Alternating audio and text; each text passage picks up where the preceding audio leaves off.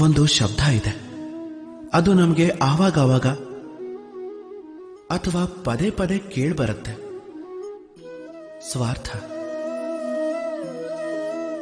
ಯಾವ ಮನುಷ್ಯ ಸ್ವಾರ್ಥ ಇದಾನೋ ಅವನ್ ತನ್ನ ಸ್ವಾರ್ಥದಲ್ಲಿ ಈ ಕೆಟ್ಟ ಕೆಲಸ ಮಾಡ್ದ, ಇದನ್ ಮಾಡ್ದ, ಅದನ್ ಮಾಡ್ದ ಇತ್ಯಾದಿ.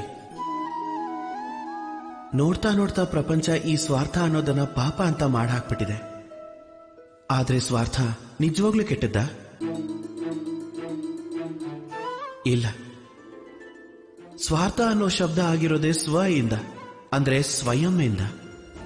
ಅಂದ್ರೆ ಯಾವ ಕೆಲಸದಲ್ಲಿ ಕೇವಲ ಸ್ವಯಂ ಅನ್ನೋ ಅರ್ಥ ಇರುತ್ತೋ, ಕೇವಲ ಸ್ವಯಂ ಲಾಭದ ಛಾಪು ಇರುತ್ತೋ ಅದು ಸ್ವಾರ್ಥ. ಈಗ ಪ್ರಶ್ನೆ ಏನಂದ್ರೆ ನಿಮ್ಮ ಸ್ವ ಏನು ಅನ್ನೋದು. ಒಂದ್ ವೇಳೆ ನಿಮ್ಮ ಸ್ವದಲ್ಲಿ ಕೇವಲ ನೀವಿದ್ರೆ ನೀವು ಖಂಡಿತ ಸ್ವಾರ್ಥಿ.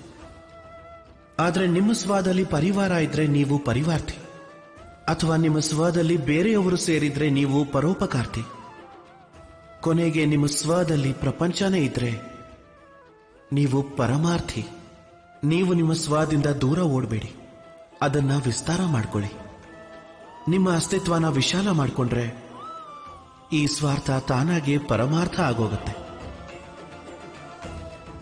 ರಾಧೆ ರಾಧೆ.